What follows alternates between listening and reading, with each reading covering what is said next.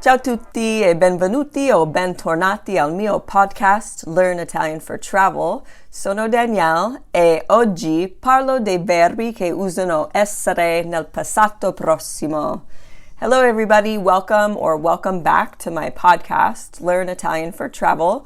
I'm Danielle and today I'm going to be talking about verbs that use essere as a helping verb in the present perfect. Last week in my first podcast, I talked about my Italian grandparents and I used the present perfect a lot in the story. And so now I want to dial it back and I want to explain to you all really clearly what verbs are going to use essere and what verbs are going to use avere as a helping verb when you form the passato prossimo or this present perfect. So I know that all of you obviously are at different levels in your Italian studies and your Italian learning journey. I don't want this podcast to feel overwhelming to you. I want it to feel like everybody's getting something out of it. And so I'm going to do a mix of grammar lessons as well as more intermediate level stories. And you can always find the vocabulary that I use. And if I tell a story, the transcript and translation in my website blog post. So if you go to learnitalianfortravel.com and go to the blog section, you'll find it all there with the same title as the podcast. A lot of my Italian students in the past have said that they like to see the words written out instead of just hear it. Everybody has a different learning style, however, so whatever works best for you, just do that. I've been teaching Italian for 23 years now in a lot of different learning environments. 1 year at the University of Notre Dame, 19 years at a community college, and then many years of teaching Italian privately in the community. And so what I've noticed and what I've tried to do as a teacher over these years of all of these different classes and working with all of these different students, regardless of age or learning environment or skill level, is just try to present things in a really clear way that's not overwhelming. One of the hardest things about learning a language is memorization. You're learning new vocabulary, you're learning new rules for everything, and so your mind is constantly working to access information. You're also learning grammar as you're learning the language, and maybe you don't know what that term is, a possessive pronoun, an indirect object pronoun, what is an intransitive verb, all of that stuff. So that can be a little bit overwhelming as well. What we're going to talk about today are verbs, like I said, that use essere as a helping verb in the present perfect tense. So first of all, let me explain when to use the present perfect tense. This passato prossimo is used very often, and it's going to describe an isolated event in the past that happened and was finished. Per esempio, ieri ho mangiato una pizza. Yesterday I ate a pizza. 2 giorni fa sono andata al supermercato. 2 days ago, I went to the supermarket. So in both of those sentences, I actually used the two different helping verbs. I used avere as the helping verb in the first one, and then I used essere as the helping verb in the second one. So I said ho mangiato. That is the present perfect in the first sentence. And then I said sono andata. That's the present perfect in the second sentence. How do you choose between avere and essere? Well, that's what this lesson is all about. Most verbs in Italian are going to use avere as the helping verb. I'll give you the grammatical name just in case you like that. Some people do like to know that information. They're called transitive verbs, and that means that the verb addresses the who or the what of a sentence, the direct object of the sentence. So when I said, ho mangiato una pizza, the una pizza is the what of the sentence. I ate what? I ate a pizza. It could also be who. It could be I called somebody or something like that. So then we know that's a transitive verb. It's going to use avere. In the other sentence, I said sono andata al supermercato, and that sentence cannot answer the who or the what of the sentence. It's a location. I went to where? I went to the store. So that verb is called intransitive. There's no direct object being affected by the verb.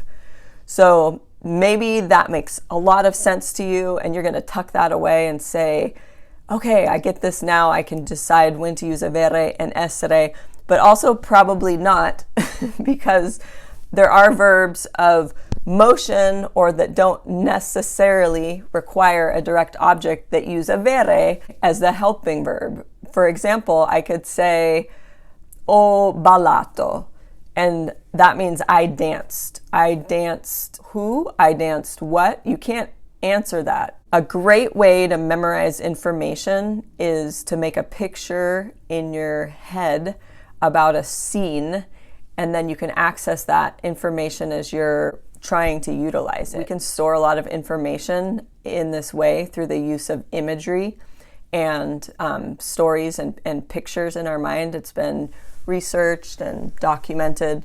So that's what we're going to do in this lesson is I want you all to picture a house.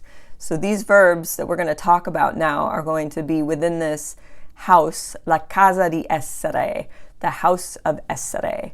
So every verb that I'm going to introduce to you right now is going to use essere as a helping verb in the present perfect, because this is difficult about forming the present perfect. You look at the verb and you have to be able to choose right away, does it use avere as a helping verb or does it use essere as a helping verb? So let me explain to you then this house and how you're going to associate these verbs within the house. The house, I want you to think of as just one-dimensional, like you're looking at a picture. It's not like a house that you live in. And on one side of the house is a door. On the other side of the house is another door. Inside the house, there's a rocking chair, and there are stairs, and then there's one room upstairs. There's also a cemetery outside of the house. So let's start with one of the doors. So somebody's walking into the house. So any verb that has to do with entering or returning or coming is going to use essere as a helping verb. So the first verb, and repeat after me as I say these verbs in the infinitive, entrare, to enter, venire, to come, tornare o ritornare, to return. You can use either of those. They both mean the same thing. Va bene. The other side of the house has the other door that everybody is only exiting from. So picture a person walking through that door, leaving. So the three verbs that go with that door are andare, to go, partire, to depart, and uscire, to go out. So now you've got 6 verbs that you know that are always going to use essere as a helping verb in the passato prossimo, just by picturing these 2 doors. And these are very commonly used verbs. You will be using these a lot when you're forming the present perfect. So now picture the rocking chair inside the house, and there's a grandma sitting in the rocking chair, and she's knitting a hat maybe. And so anything that has to do with just being, you're going to use essere. Stare, to be or to stay. Rimanere also is to stay. Restare is to stay. Bene. Now picture that staircase that we talked about. To go up, salire. To go down, scendere. Another verb that uses essere as a helping verb is cadere. So you can picture somebody toppling down the staircase, but they didn't get hurt, so it's funny. So cadere, to fall. Now we picture that upstairs room that I talked about. There's a baby's bassinet in the room because the verb to be born also uses essere. So nascere. And then we also talked about that cemetery outside, which is maybe a little bit morbid, but it's just part of this picture that you're creating in your mind to remember these verbs. Morire, to die, uses essere as well. Bene. Now I'm going to add a few more verbs, and these verbs have to do with change. So the first one, diventare, is to become. Crescere, to grow up. Ingrassare, to gain weight, dimagrire, to lose weight, arrossire, to blush.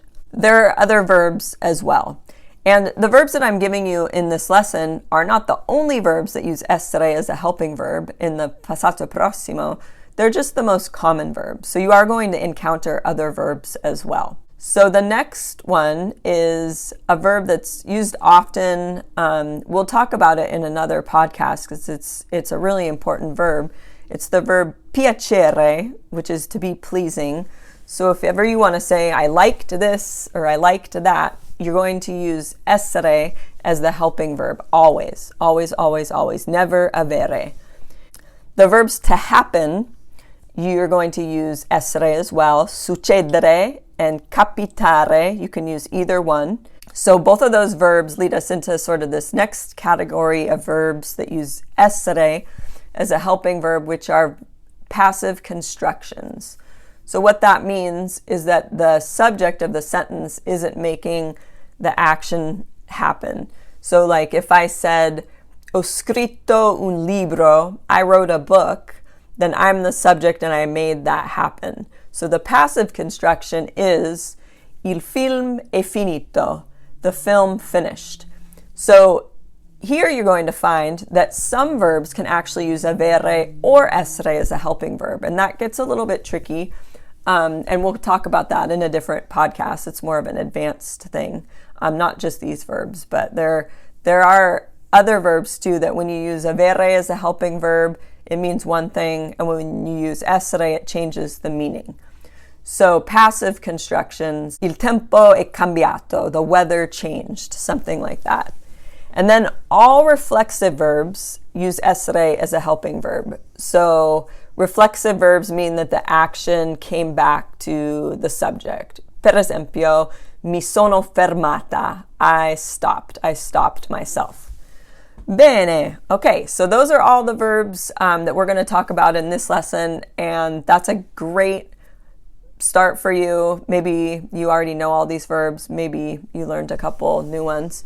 Now we're going to talk about how you form this past tense, this present perfect. There are two components that are essential. The first is conjugating the verb essere, and the second is the past participle of the verb. So let's review the conjugations of essere before we get into the past participle.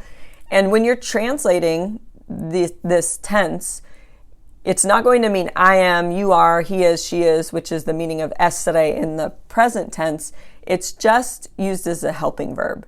So don't think of the translation as literal. So the io conjugation of essere is, just repeat after me, sono, io sono, tu sei, lui lei è, noi siamo, voi siete, loro sono. Benissimo. So that's the first step. Whoever the subject is, you're going to conjugate the verb for that subject, and then you're going to follow it with the past participle of the verb. The past participle is pretty easy to form. All you do is, if the verb is an ARE verb, you change that to atto. If it's an IRE verb, you change that to ito. If it's an ERE verb, you change that to utto. Per esempio, entrare is entrato, tornare, tornato, andare, andato, uscire, uscito, and cadere, caduto. But there are some verbs that are irregular. They have irregular past participles, so you just have to memorize those. So venire, the past participle of the verb to come, is venuto. Rimanere, to stay, the past participle is rimasto, stayed. The past participle of scendere, sceso, is descended. And then born is nato, died, morto.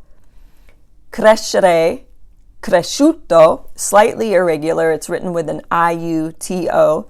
Same with piacere, it's piaciuto with an iuto. Succedere is successo. Bene, so those are all the irregulars. So slightly irregular, some of them, more irregular, others. The other tricky thing about forming this present perfect is that the end of the past participle is going to agree with the subject. That means there are 4 different forms. It's either going to be feminine singular, feminine plural, masculine singular, or masculine plural, depending on who the subject is. If I say sono partita, it ends in an A because I'm a woman. If I say è rimasto, that ends in an O, so you know I'm talking about a man. He stayed. If I say sono caduti, you know it's a plural group, men and women, or all men, because it ends in an I. Or sono state, they stayed, and it has to be all women because it ends in an E.